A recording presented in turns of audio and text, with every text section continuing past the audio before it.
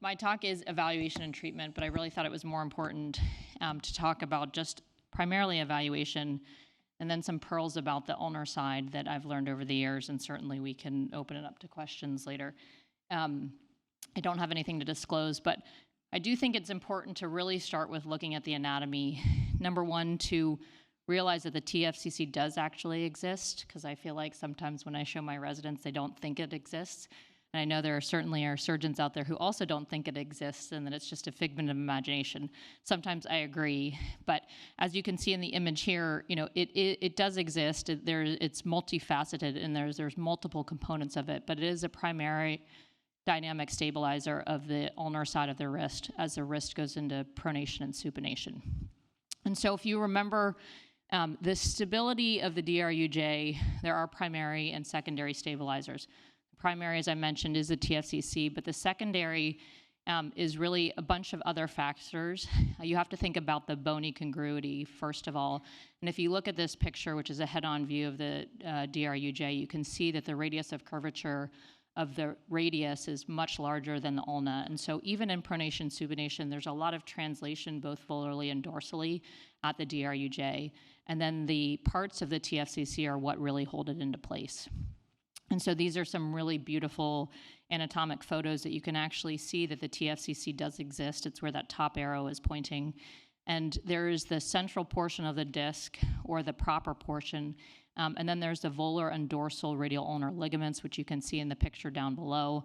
And then that meniscal homolog is a border piece. But there's two types of insertion when you look at it. And so you can again see this, the left photo that you see there is a head-on view, and you can see the scaphoid facet and the lunate facet of the distal radius. And then what you can see really well is how thick those volar and dorsal radial ulnar ligaments are. And they have variations in pronation and supination of which one is taut, which one is lax. And that allows for some of that translation where the ulna translates slightly dorsally in pronation, and then it translates again volarly in supination.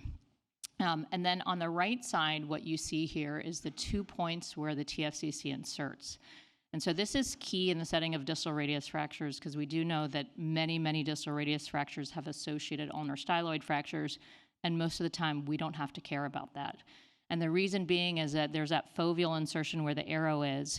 And then on the top part where you see, that's the superficial insertion, right? So that's a part that actually doesn't typically cause DRUJ instability if you have a TFCC associated with a distal radius. It's when you actually get that basilar styloid fracture that matters, because you're ripping off both the foveal insertion, the deep one at the bottom arrow, and the superficial. So as you're thinking about evaluating someone with a TFCC injury, obviously consider their age and occupation. Is this an acute or chronic injury? And I think for most people here, we're treating distal radius fractures either acutely or the malunion for follow-up. And so that's kind of what I want you to think about as we approach these fractures. How long has it been? And the reason I put duration, it's important to know for a few reasons. Number one, for everybody here that's fixed a distal radius fracture, the ulnar side of the wrist hurts for a year at least. And so that's something that I tell my patients. And what I tell them so that they understand it is most of the fracture comes from the energy that goes through the distal radius, which is the weakest part of the wrist. And then if it continues, it can continue up through the ulnar side soft tissue. And that takes longer to heal. Number one. Number two is there is some, even though if we're trying to restore perfect anatomy, there still is not perfect anatomy. So some of the injury that does go through there can cause an injury to the internal wrist ligaments, or the TFCC. Number two is if you have even slightly change in your variance of the distal ulna, meaning the distal radius is a little bit shorter and the ulna is a little bit taller, the ulna is a skinny bone. It doesn't like to hold the weight, and that's why it hurts. And so it is very normal for people with distal radius fractures to have ulnar-sided wrist pain for a year. As long as the DRUJ is stable, and we'll go over that, then it's okay to continue to watch this even for up to a year. And most patients have pain somewhere between 6 weeks and 3 months, and then it goes away kind of over the last little bit. And then certainly figuring out where exactly it hurts when you look at the wrist and what are the aggravating symptoms. So most people with a TFCC injury, not only do they have ulnar-sided wrist pain, but they have pain with supinated load. And not that they will tell you that specifically, but it will be like when I'm holding a heavy frying pan, when I'm opening doors, things like that. And so usually it's in a supinated load position where they tend to have pain. So oftentimes in the setting of trauma, we see it as a fall on a pronated wrist with an associated distal radius fracture. You can certainly see it in rotational injuries. And then you can see it in chronic overuse. And then acute distal radiuses or even old distal radius fractures that have been fixed and maybe not fixed quite adequately. So on physical exam, you really want to look at the wrist, look at how prominent the ulnar head is, and I tell people to abduct their shoulder up to 90 degrees and flex the elbow, and you can kind of look at it on either side to see if the dorsal aspect of the distal ulna is more prominent. Look for obviously swelling, scars, other things, and then check the range of motion, palpation, strength, and then the provocative testing. And I think most importantly is to figure out kind of what the provocative testing is for this. There are a lot out there. You can almost read the literature and make up your own. But really what you're doing is you're looking at an ulnar carpal stress test, and I'll go over all of these, fovea, and then there's a couple tests for the ECU, which is also one of the stabilizers of the wrist. So the ulnar stress test is just ulnarly deviating the wrist and seeing if they have pain. So that is kind of one sign for a TFCC injury. It's also a sign if somebody had a distal radius fracture that is healed somewhat short, and then the ulna is positive, you will see an ulnar impaction or ulnar abutment syndrome. You can see that. The fovea sign, so this is a nice image of it to show you exactly where it is. So it's slightly volar to the ECU, and it's slightly distal to the ulnar styloid. They'll be tender right there and tender with ulnar deviation at the same time. And then this is the DRUJ test. So it's really important to try this out on many patients that you see because as you can see, there's variations in how loose somebody is. For instance, my DRUJ is very stiff. Some people who have ligamentous laxity just have by nature a DRUJ that looks like this. This is associated with an injury, but what you're doing is you're stabilizing not only the radius, but in addition to that, you're stabilizing the carpus. That's really important, and you're stabilizing the soft tissues. And then you're trying to translate the ulna volar and dorsal to see if it's loose. So you want to check that in all positions, and then check the contralateral side, just so you know for reference. The other thing for the ECU, there's a couple tests that you can do, and I didn't include this slide, but there is the ice cream scoop test, or it's called the FUS test, which is a flexion ulnar supination. So you have them deviate and act like they're going to scoop a cup of ice cream, and that's usually for like ECU subluxation, where you reproduce and you may hear like a snap as it goes around. So ECU subluxation, that tendon on the back of your wrist, which is a stabilizer part of the TFCC, from a TFCC tear, that can become loose. You can also have a subsheath tear that's not related to a TFCC, but that can subluxate. And so as you kind of scoop that ice cream, you will hear a snap. That's also a nice test to kind of simulate ulnar load as they're doing it, because you actually have them make a fist and do it. And the other one, we use for ECU tendinitis is the ECU synergy test, which is a supinated test like this, where your patient is fully supinated and you're pressing on the thumb and middle finger. That's only for ECU tendinitis, but another ulnar-sided wrist pain test. So if you're moving on to like what imaging do you want to think about, there's, you get your standard x-rays, you're looking for ulnar variants. If they have a distal radius fracture, you're probably getting a CT scan. You can look at the positioning here. This is from an article related to the Mayo Clinic. What you want to do is you want to get axial cuts of the wrist and the wrist at the same position. So as you can see from this jig that they have set up here, they can actually do it in the pronated, neutral, and supinated position. But if you're going to do it, if you're unsure, if for some reason you can't get an MRI, you can actually get a CT scan and ask for both wrists in the same position when you do it. And so this is, on the C image, you can see that the DRUJ is centrally located on D. It's slightly dorsally subluxated. Moving on to MRI, which most of us tend to get for just isolated TFCC tears, you can see that the sensitivity is pretty good for this. But what you need to note when looking at this is that TFCC tears in asymptomatic volunteers was almost 40%, right? So I love throwing out that when I see patients with TFCC tears who have read their MRI but have no ulnar-sided wrist pain. And then, you can see complete tears in 22% of those individuals. The number goes up with age. And so even cadaveric studies show that about 50% of wrists have a TFCC degeneration in the 7th decade. So what we're really looking for is, you can classify it, is it acute and traumatic or is it degenerative, and degenerative is more associated with these distal radius malunions that you're seeing or the wrist arthritis that you're seeing. And the traumatic, oftentimes, you're seeing it with a really bad wrist sprain or a distal radius. And so if you focus on the left side, there's really 4 main types. The central perforation you can't do much for. The ulnar avulsion is what we often see with a distal radius fracture, and that's that little fleck off the ulnar styloid.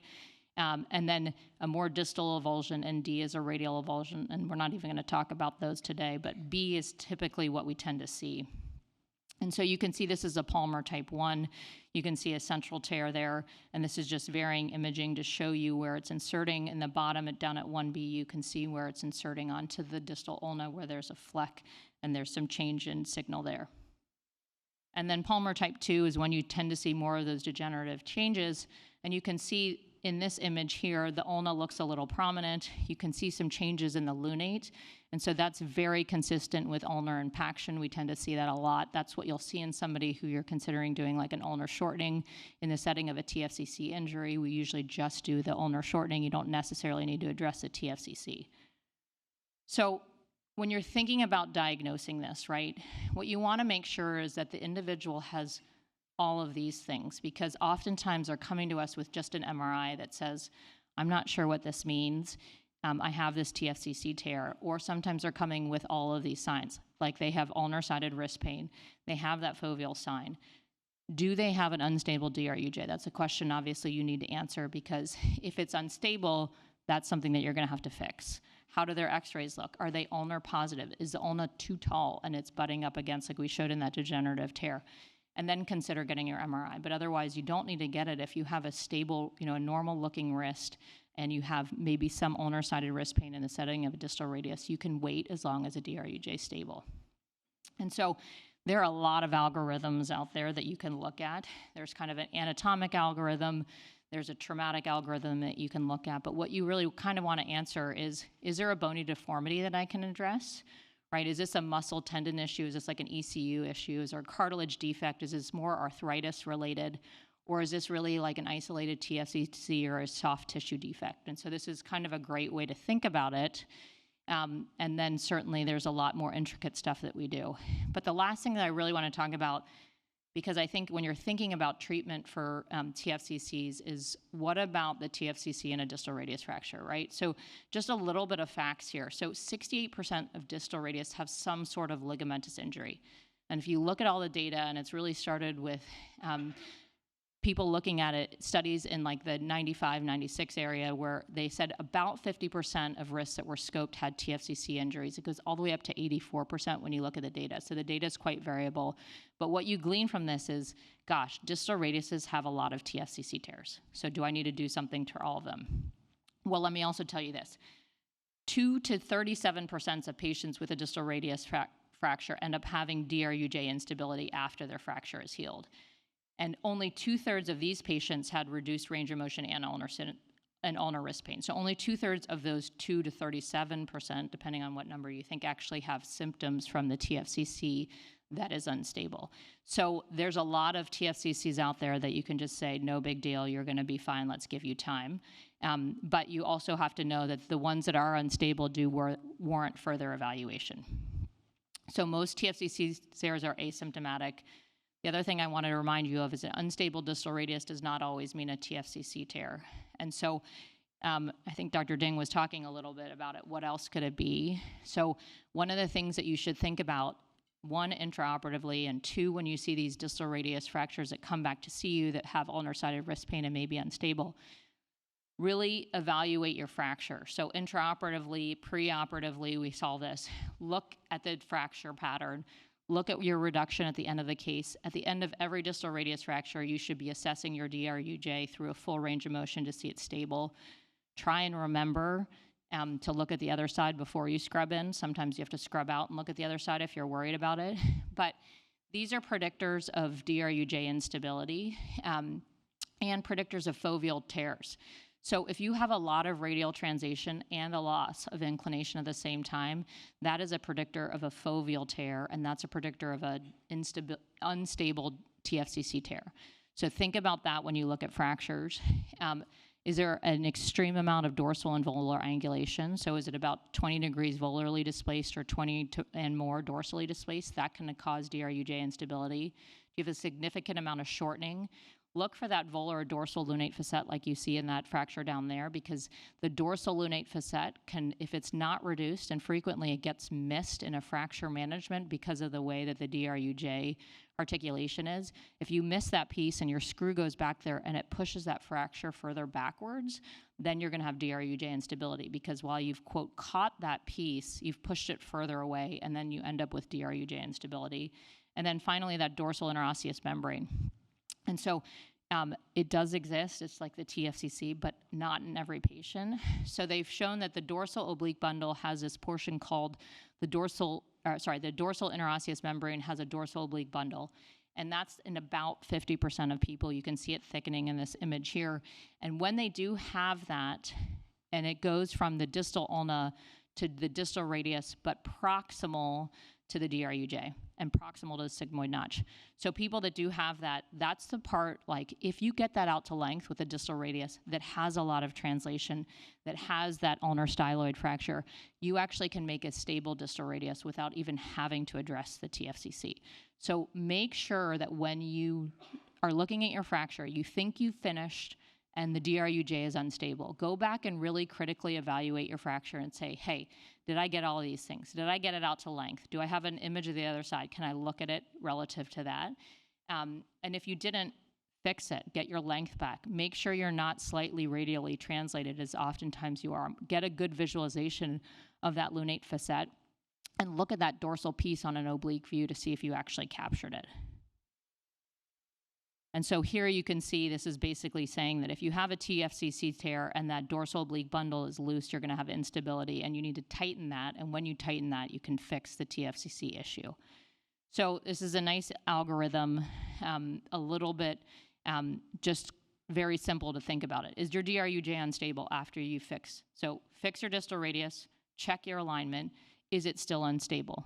If it is, look at that ulnar styloid. If I've done a really good job reducing this fracture and all of a sudden it's still, there's an ulnar styloid fracture and this is unstable, okay, well then I probably have to fix it some way, right? Or I need to do an open TFCC repair. If it's not, meaning is it stable in supination, you can splint them in supination for a period of time. But what I really wanted to tell you today is not all TFCC tears need to be operatively managed, but hopefully this gives you guys a good algorithm how to think about it in the setting of distal radiuses that you're seeing. So thank you.